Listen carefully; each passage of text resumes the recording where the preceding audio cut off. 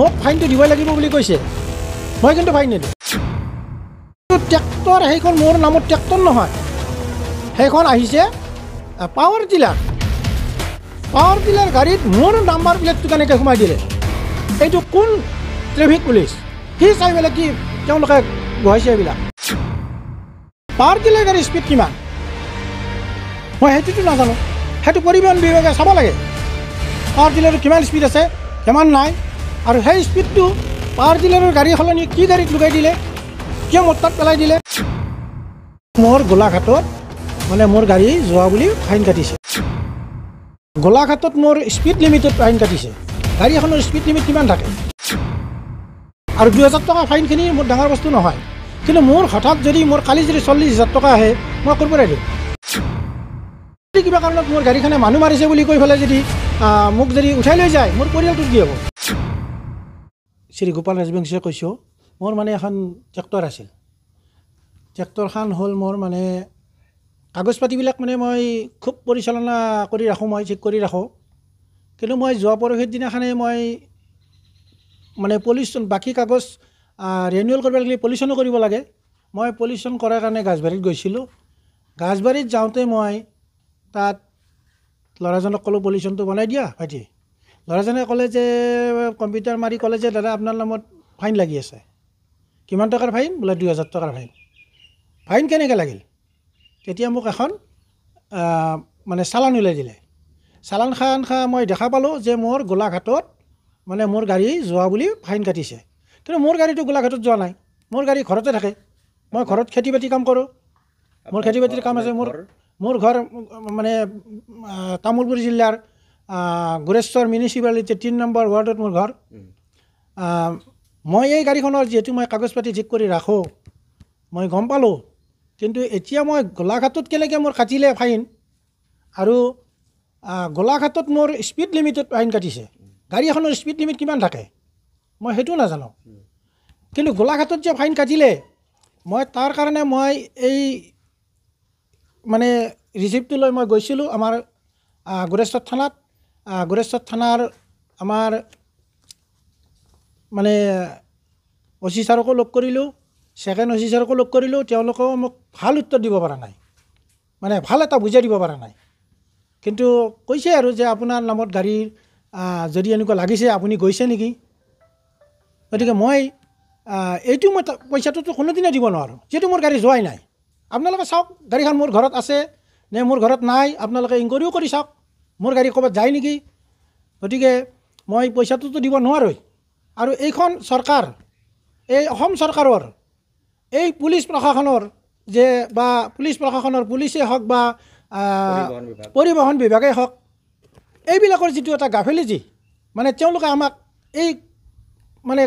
সামান্য মানুহবিলাকক ৰাস্তা ঘাটে ওলাব নোৱাৰা কৰিছে মানে গাড়ী ওলালে পইচা দিব লাগে কিন্তু পইচাটো লওক আমাৰ উচিত পইচা লওক কিন্তু কথাটো কি পইচাটোতো মইতো দিব লগা পইচা নহয় মোৰ গাড়ী যোৱা নাই মোৰ বেলেগৰ কথা বেলেগত লগাইছে আৰু মই পইচাটো মই দিব নোৱাৰোঁ আৰু আপোনালোকে যদি এইটো যদি সুব্যৱস্থা নকৰে পৰিবহণ বিভাগে বা আসাম পুলিচে মই কিন্তু বেলেগ চিন্তা কৰিম মই আইনৰ সহায় লোৱাৰ কাৰণে মই চিন্তা কৰিম আৰু মই যিহেতু খেতি বাতিৰ সময় এই সময়খিনিত তাৰমানে মোৰ খেতি বাতিৰ সময় আৰু মোৰ পৰিয়ালটো পোহপাল দিব লাগিলে মই খেতি বাতি কৰিয়ে খাওঁ গতিকে মই যদি এই সময়ত যদি এই কামতে ব্যস্ত থাকিব লাগে তেতিয়াহ'লে মোৰ অসুবিধা হ'ব এইটো পৰিবহণ বিভাগে আমাক অলপ চিন্তা কৰি চাওক যে আমি খেতি বাতি কৰি খোৱা মানুহক আমাক এনেকৈ দৌৰাটো আমি ভাল পোৱা নাই আৰু 2000 টকা ফাইনখিনি মোৰ ডাঙৰ বস্তু নহয় কিন্তু মোৰ হঠাৎ যদি মোৰ কালি যদি 40,000 টকা আহে মই ক'ৰ পৰা দিম আৰু যদি কিবা কাৰণত মোৰ গাড়ীখনে মানুহ মাৰিছে বুলি কৈ পেলাই যদি মোক যদি উঠাই লৈ যায় মোৰ পৰিয়ালটোৰ কি হ'ব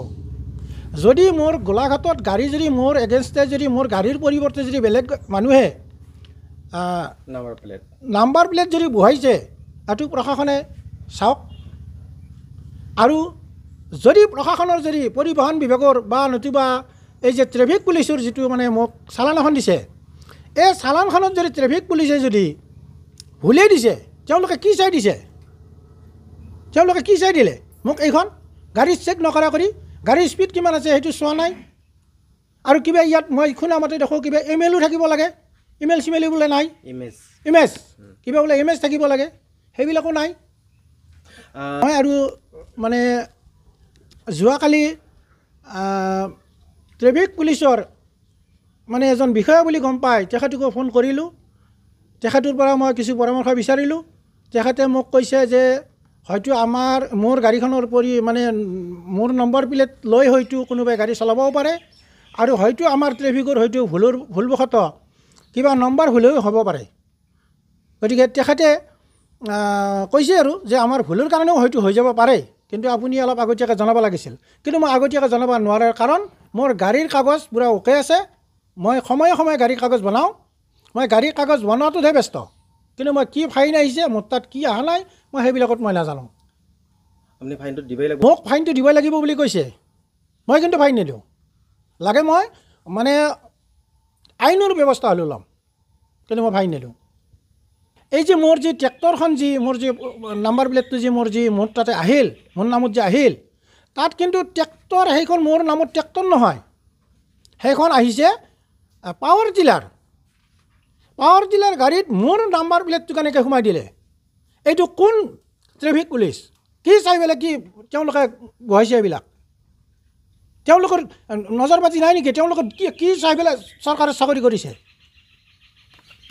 আৰু মই এখন পাৱাৰ টিলাৰ গাড়ী মানে হ'ল হাতেদি হাল বোৱা গাড়ী। তাত মই জানাত মোৰ ঘৰৰ ওচৰতো আছে, পাৱাৰ টিলাৰ গাড়ীৰ কোনো নাম্বাৰ প্লেট নাথাকে। মই ভালদৰে জানো। কিন্তু পাৱাৰ টিলাৰ গাড়ীৰ স্পীড কিমান মই সেইটোতো নাজানো। সেইটো পৰিবহণ বিভাগে চাব লাগে। পাৱাৰ টিলাৰৰ কিমান স্পীড আছে, কিমান নাই, আৰু সেই স্পীডটো পাৱাৰ টিলাৰৰ গাড়ী সলনি কি গাড়ীত লগাই দিলে, কিয় মোৰ তাত পেলাই দিলে, এইটো পৰিবহণ বিভাগে বা ট্ৰেফিক পুলিচে। পাৱাৰ টিলাৰ গাড়ীবিলাক পথাৰত হাল বোৱাহে চলে, কিন্তু পথাৰত ৰাস্তাত কিন্তু গাড়ী নচলে। পাৱাৰ টিলাৰ গাড়ীৰ হাতত বাহিৰে সি উঠি যোৱাটো মই দেখাই নাই, আৰু কোনোবাই যদি উঠিও গৈছে সি জোৰে যাব নোৱাৰে, লাহে লাহে যায়। গতিকে আপোনালোকে অলপ ভাবি চাওক, পৰিবহণ বিভাগে ভাবি চাওক যে পাৱাৰ টিলাৰ গাড়ীৰ স্পীড কিমান আৰু ডাঙৰ গাড়ীৰ মানে স্পীড কিমান। গতিকে মোৰ গাড়ীটোত পাৱাৰ টিলাৰৰ স্পীডটো আনি মোৰ তাত কিয় দিলে? আৰু পাৱাৰ টিলাৰৰ স্পীডটো মোৰ তাত মিলাই নাই নহয়, আৰু স্পীড কিমান থাকে? মই সেইটো আপোনালোকৰ পৰাই মই জানিব খোজোঁ, আৰু আপোনালোকৰ পৰাই মোক এই মানে যিটো মোৰ মানে ঘটনা ঘটিছে, এইটো মোৰ নহয়, সমূহ অসমবাসী ৰাইজৰো নঘটক।